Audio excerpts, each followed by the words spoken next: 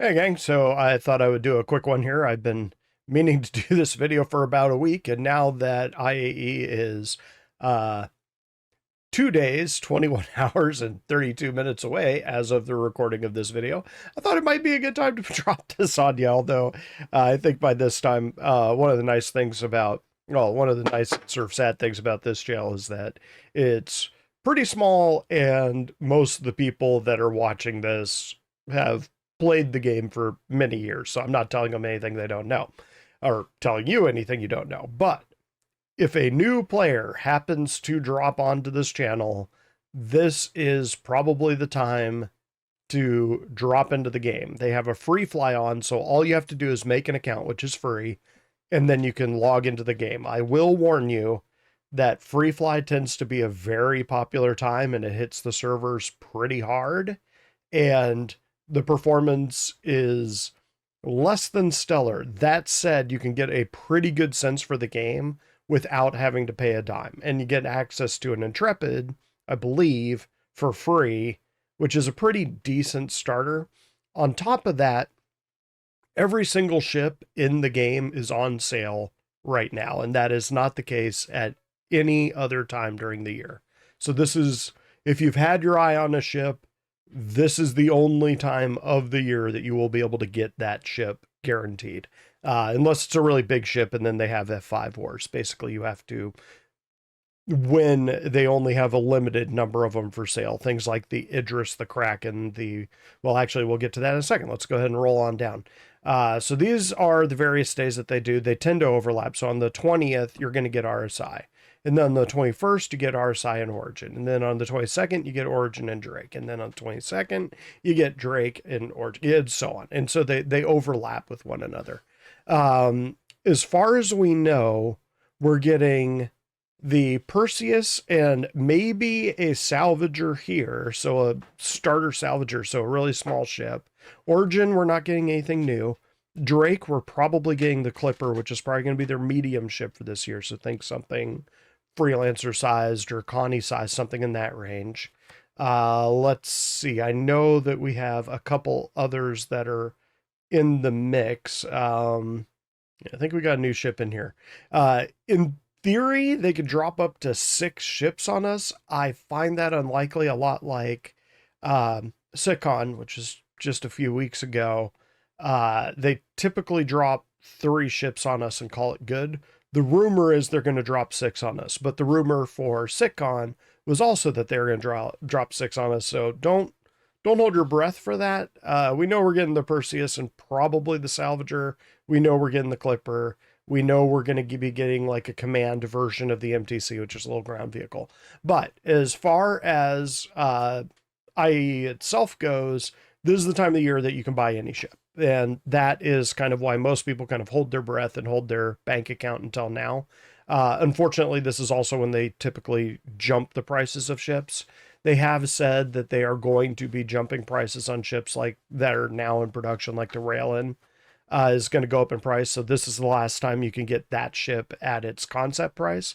I think it might have gone up a little bit since concept, but not as much as it will when it drops. The Raelin is a fairly large ship. So again, if you've had your eye on a ship for a long time, the first thing I would say, the way that I do it, and the way that I try to do it at least, is I look at my existing ships and I say, is that new ship or the ship that I want to move to worth melting one of the ships already in my fleet? And if the answer is yes, then I get the CCU and I go to that ship. Most people say, hey, just get store credit by buying ships and melting them, and then, buying ships as you can. The problem is that then if you have a ship that you like, you can buy it back later, but you can't have both ships at once. So if you want both ships at once, you got to buy 2 ships. Anyway, the way that I do it is I set up something like this. So let's go ahead and zoom in on this just a hair. So what I did was I set up a spreadsheet on whether it has a game package or not, because important thing, if you melt a ship that has a game package and it's your only game package, for something new and sexy that doesn't have a game package, you won't be able to play the game anymore. You'll have the ship, but you won't be able to access the game because you don't have a game package. So be aware of that. Now, package in this case means, does it come in a pack with multiple ships? I recommend not doing that, specifically because if you buy a ship and you don't like it, you can melt that ship later for store credit without you can't do that with the pack without losing all of the ships in that package. And here you can see I've got the game package right here on whether it has a game package or not, the value of what it currently is, and then I have a plan, which is 1, 2, or 3. 1 means it is absolutely the plan for the Carnival or myself. Carnival is my org. LTI is kind of losing its importance. It basically just means that you're not going to pay insurance on some of these ships when you have to repair or replace things. And then notes, this is just kind of, for example, right here, I've got a Cyclone to Liberator CCU. And I definitely don't want to sell that because it's $500 and the Liberator is definitely going to go up in price. But all I need to do is buy a Cyclone, which is a tiny ground vehicle, and I get a Liberator with it. So for a reduced amount. And same thing with the Rocta and Erastra. These are vehicles that'll always pop up on these sales.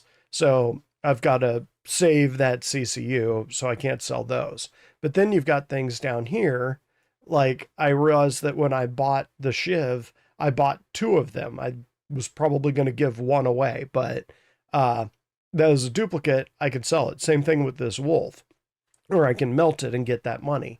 But if you go through your hangar, especially if you have a lot of ships, which I do, you can do that. Now, I have put out other videos. I'll put a link in the upper right-hand corner that a lot of these vehicles I have plans for other people to use. Like the only ship that I want to use is the Banu Merchantman, but it's not out yet. Hopefully 2027 will be its year. But other than that ship and the little runabout or the Bandit Defender that's going to go inside of it, all of these other ships are mostly for the org. Or if I just want to do a one-off and do like bounty hunting for a day or mining for a day, I've got a Prospector. But lay this out if you've got a larger hangar and kind of figure out what ships could you live without. You can sort of see these ones in yellow here are ones that are either well represented in the org or duplicitous. Like the Redeemer is almost made obsolete by the Paladin now. It'll have its moment to shine. It'll be more maneuverable and it'll be faster eventually, but right now it is potentially one that I could melt and get 250 for. Same thing with the Starlancer TAC. I like the Starlancer TAC, but it's one that if they drop some ship that I'm like, oh man, I gotta have that, then I could melt the TAC and not feel too bad and get whatever ship that is. Same thing with the Apollo Medevac. We've got a few people in the org that are medics that I could melt this for. And yeah, you can see right there, I'm starting to push close to $1,000 just with those 3 ships. So it's kind of nice to have that in my pocket. But if I hadn't organized with this, then come IAE, I wouldn't know which ships to melt. So it's kind of nice to go through. Same thing with the Firebird. I like the Firebird, but missiles aren't really the MO for the Carnival. We don't really do missiles or ballistics because we're a spacefaring fleet that travels system to system. So being really reliant on ballistics isn't really a good idea. Same thing with the Spirit, same thing with the M50, although I do want to give the M50 to one of my friends and get him into the game. Other than that, you can see things in green are things that I can melt because they're duplicates. So you can sort of see right there that I bought it at one sale and I went, ooh, that's cool, I'm going to buy that. And I buy it the next sale without realizing it because I didn't have a spreadsheet like this up. But you can do that. You can go through, you can build up credit doing that way. And one thing I would highly recommend doing is following the info runners, because what they will do around this time of year is they will start building up chains, CCU chains, which they're just called upgrades now. It used to be cross chassis upgrades, but now they are just called upgrades, and you can get to them by going to the pledge store and then ship upgrades right here. So right now, wait for it to load, you're kind of limited. So these are the only ships that are available to upgrade to, and these are the ships that are always for sale.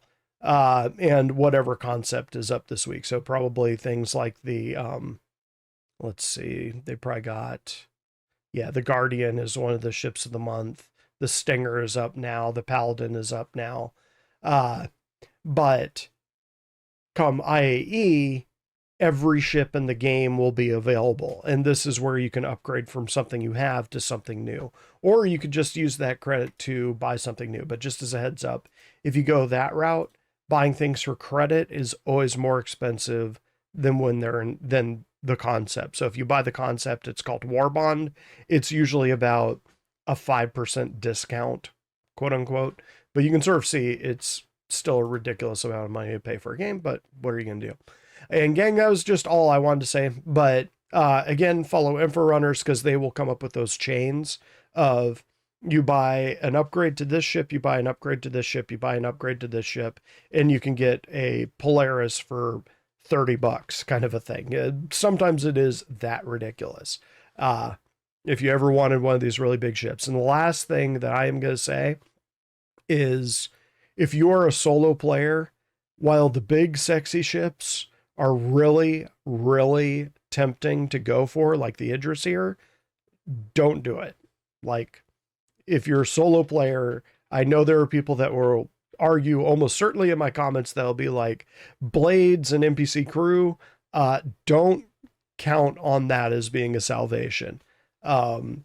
I still go into bunkers where NPCs are frozen, and Blades, you're going to have like a max of 3 spaces they're going to be able to fill. You're going to need people. You're going to need engineers in the nearish future.